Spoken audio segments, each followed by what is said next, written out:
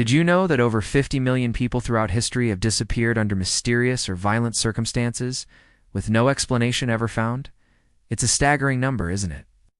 And what's even more chilling is that some of the darkest horrors in our past weren't committed by monsters from stories, but by human hands. These are real events, fueled by decisions so terrifying they still scar the world today.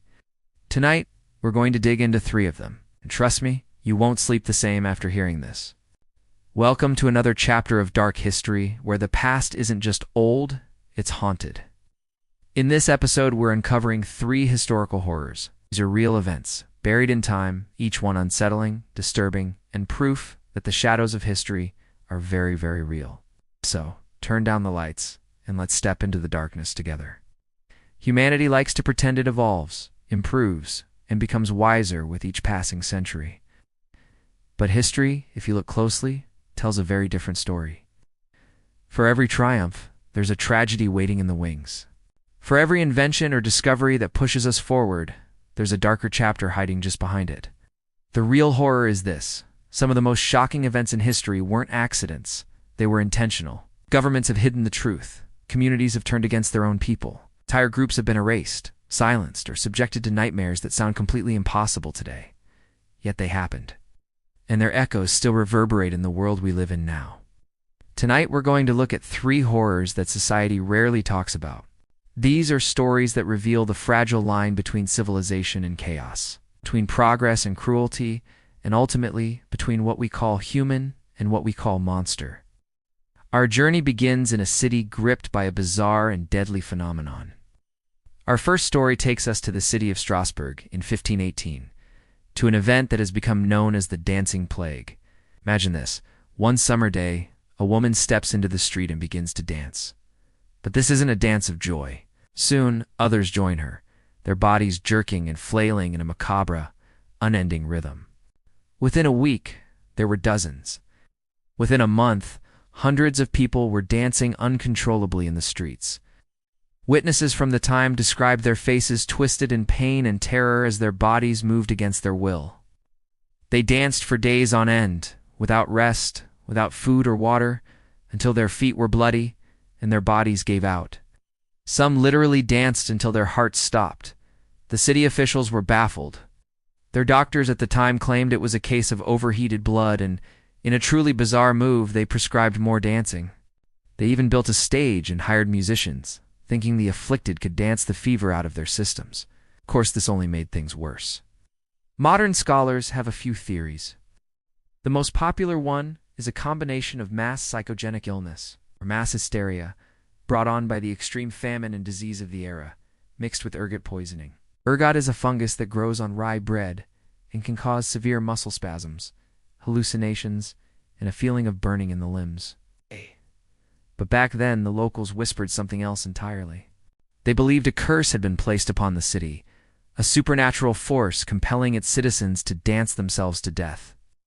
Whatever the cause, the image of hundreds of people caught in a deadly, unstoppable dance is one of history's most surreal and terrifying chapters. Now, let's travel forward in time, to the cold, desolate slopes of the Ural Mountains in 1959. This is the scene of one of the most enduring and unsettling mysteries of the 20th century, the Dyatlov Pass Incident. 9 experienced hikers, all students from the Ural Polytechnical Institute, set out on a winter expedition. They were skilled, prepared, and in high spirits. They never returned. When the search party finally found their camp weeks later, the scene was baffling and deeply disturbing. Their tent was cut open, but not from the outside, was slashed from the inside as if they were desperately trying to escape something within their own shelter. The hikers had fled into the brutal, freezing night with temperatures dropping to minus 30 degrees Celsius. Some were barefoot, others only in their socks and underwear. Their bodies were found scattered across the mountainside, hundreds of meters from the camp. 2 were found under a cedar tree near the remnants of a fire. 3 others were found in a line between the tree and the tent, as if they were trying to return. The last 4 were discovered months later, buried under 4 meters of snow in a ravine. The horrors didn't end there. One victim had a massively fractured skull. Another was missing her tongue and eyes. What's more, some of their clothing was found to be radioactive. For decades, no one could explain what happened. The Soviet Union quickly closed the case, classifying the files and silencing witnesses. This official secrecy only fueled the rumors. Theories ranged from an avalanche to a secret Soviet weapons test gone wrong. Others whispered of strange orange lights seen in the sky that night, and some even speculated about something non-human lurking in the mountains. What could have terrified 9 seasoned hikers so much that they would cut their way out of their tent and run into a frozen wasteland to their certain deaths? The mystery of Dyatlov Pass remains a chilling testament to the unknown. For our final story, we turn to the skies of World War II and meet a group of women who became a living nightmare for the German army. They were the 588th Night Bomber Regiment of the Soviet Air Forces, but the Nazis gave them a different, more fearsome name, the Nachthexen, or the Night Witches. This was an all-female bombing squadron, a rarity in any military at the time. And they were perhaps the most feared aviators on the Eastern Front. What made them so terrifying wasn't advanced technology. It was the opposite. They flew outdated, open-cockpit biplanes, made of plywood and canvas planes, so flimsy and slow, they were essentially flying coffins. They had no armor, no radios, and no parachutes. Their only defenses were their skill and the cover of darkness. Their strategy was what made them legendary. Every night, they would fly in groups. As they approached their target, they would cut their engines and glide silently through the darkness. The only sound the German soldiers on the ground would hear was a faint, eerie whooshing noise, which they said sounded like a witch's broomstick sweeping through the sky. And then, without warning, the bombs would fall. This psychological warfare was devastating. Nazis were so terrified of them that any German soldier who shot down a knight, which was automatically awarded the prestigious Iron Cross medal.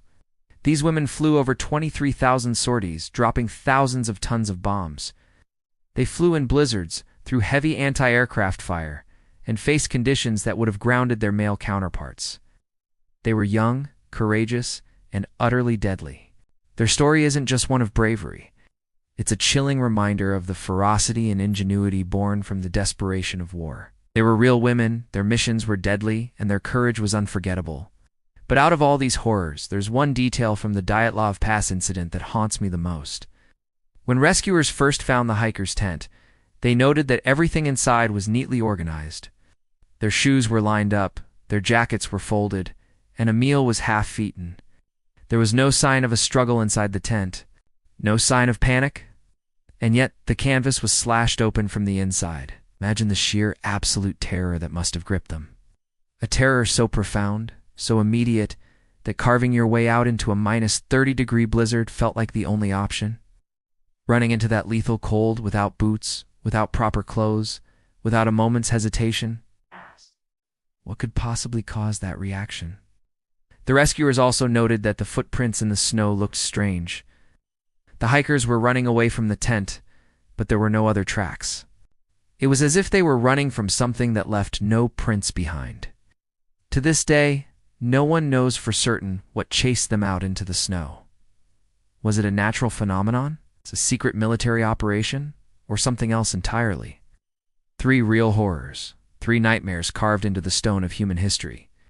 The dancing plague, the Dyatlov Pass mystery, and the silent terror of the night witches. Each story is a powerful reminder that our past is filled with mysteries we still can't explain, and that the shadows of history stay with us, waiting to be remembered. Which one of these historical horrors chilled you the most? Let me know your thoughts in the comments below, and tell me what other dark events or unsolved mysteries you want me to uncover in a future episode. If you found this journey into the dark side of history as fascinating as I did, do not forget to like this video, share it with someone who loves a good mystery, and subscribe for more dark history where the past never truly sleeps. Thanks for watching,